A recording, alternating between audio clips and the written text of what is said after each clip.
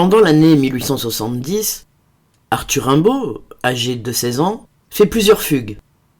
L'une d'entre elles le conduira finalement à Douai, chez des amis de son professeur, Georges Isambard, venu le récupérer à la prison de Mazas où il avait été incarcéré, faute de pouvoir payer son billet de train.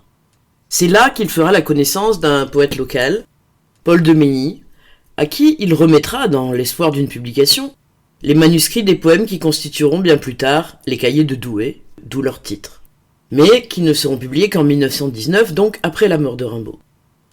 Les 22 poèmes des cahiers ont été écrits par un poète de 16 ans, qui cessera d'écrire à 20 ans après avoir bouleversé définitivement la poésie. Mais dans ses premiers textes, qui traitent de façon souvent satirique de thèmes aussi divers que les amours adolescentes, l'errance, l'hypocrisie religieuse, la bourgeoisie de province, la guerre, Rimbaud témoigne déjà d'un regard acéré et critique sur le monde. Ainsi, dans le poème Le Mal, sonnet constitué d'une seule phrase et écrit en alexandrin, le jeune poète est profondément marqué par la guerre franco-prussienne déclarée par Napoléon III en juillet 1870. Le poème Le Mal en est inspiré.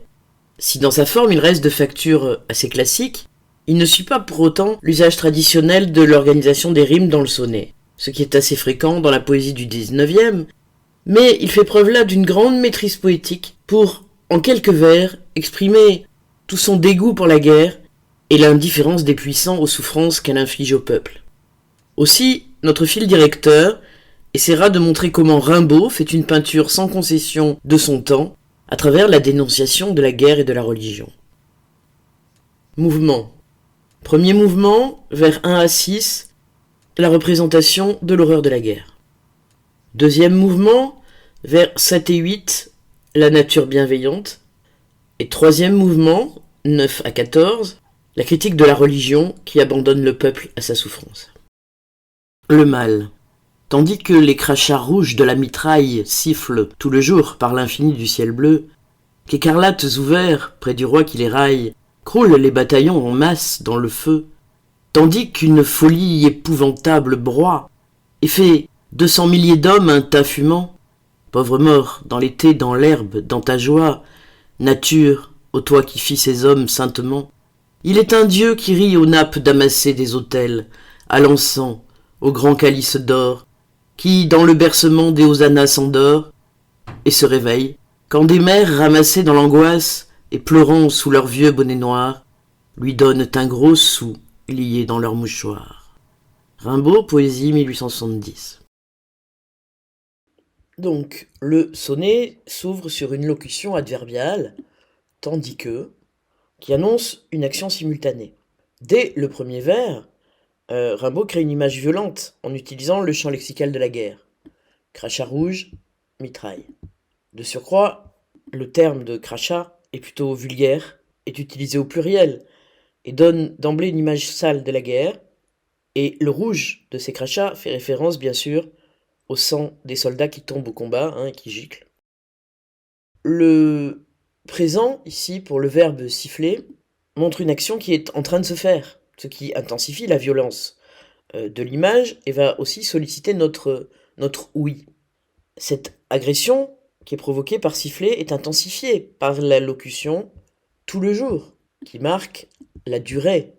Et cette durée, elle est renforcée par l'utilisation ici de l'enjambement, siffle tous les jours par l'infini du ciel bleu. C'est un flot continu de balles. La seule chose qui vient rompre ça, c'est l'infini du ciel bleu ici, qui contraste et qui oppose le début du texte, parce qu'ici on a la sérénité de la nature, alors que les hommes sont dans le tumulte de la guerre. Les deux vers suivants s'ouvrent par une métonymie ici, puisque les soldats sont désignés par la couleur de leur uniforme, ce qui évidemment les déshumanise et en fait des objets. Ces couleurs, représentant les hommes au pluriel, s'opposent au singulier, ici, roi. Roi qui représente l'empereur Napoléon III, mais d'une manière plus générale, bien sûr, tous les tyrans. Parce que, peu importe le camp dans lequel on est, les hommes importent peu pour ceux qui les dirigent. Ils sont ce qu'on appelle communément de la chair à canon. Ici, la relative qui les raille vient montrer justement ce mépris du pouvoir Et d'autant plus que rail, ici, rime avec mitraille. Le verbe crouler aussi est au présent et montre l'état d'épuisement et les masses d'hommes qui meurent. Dans le feu rappelle la violence des combats et feu rime avec bleu, opposant le monde de la nature à celui des hommes, le bleu du ciel, le feu de l'enfer humain, de l'enfer de la guerre. Ici, le pluriel de l'expression bataillon et en masse, d'accord, rappelle la déshumanisation, le peu d'importance donnée à la vie humaine. Dans ce premier quatrain, Rimbaud joue beaucoup avec les couleurs. Couleur de l'enfer, pour les hommes, rouge, écarlate, feu, qui illustre la violence, le mal.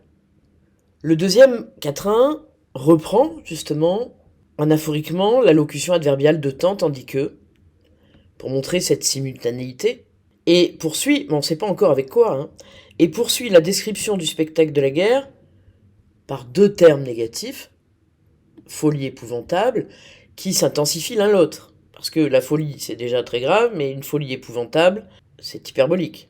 De surcroît, les deux verbes sont au présent, broie et fait. Le sujet de ces verbes, c'est la folie des hommes. Et cette folie, elle aboutit à quoi? À passer ici d'un pluriel, 100 milliers d'hommes, qui représente une quantité très importante d'humains, au pluriel, et qui est réduit à quelque chose qui n'est plus humain, un tas, et qui est détruit, fumant, participe présent. C'est cette opposition entre le pluriel et le singulier, 100 milliers tas fumants, qui déshumanise, et qui donne une image absolument horrible de la guerre, de la mort et de la destruction qu'elle entraîne. On est au milieu du sonnet, et ici on a un tiret qui va représenter en fait la parole du poète lui-même, son engagement dans son poème. Il y a aussi une très forte ponctuation, puisqu'on a un point d'exclamation ici, un autre ici, et à la fin un point d'exclamation et des points de suspension. Pauvre mort donne un ton pathétique au texte, plus que satirique, et la nature va apparaître, comme toujours chez Rimbaud, comme le lieu de la sérénité, de la bienveillance, de la protection, en opposition avec les actes des hommes. L'énumération ici, dans l'été, dans l'herbe et dans ta joie, va marquer fortement cette opposition, avec ce qui vient d'être décrit. Ensuite, on a une apostrophe à la nature, qui est... Ensuite, la majuscule et l'apostrophe permettent de voir une personnification de la nature, d'une nature positive, puisque ô toi qui fis ces hommes saintement, qui fit, on a un passé simple ici, qui montre que l'action est antérieure à la guerre. C'est-à-dire que la nature a d'abord fait les hommes saintement, et puis les hommes ont fait la guerre. Et les hommes vont préférer à cette nature bienveillante un dieu. Il est un dieu qui est la proposition principale en fait du sonnet, et il faut attendre ce premier tercet pour l'avoir. Il est un dieu qui rit aux nappes damassées. On pourrait penser que donc c'est important, mais deux éléments vont diminuer l'importance de ce dieu. La forme impersonnelle, il est, et l'article indéfini un.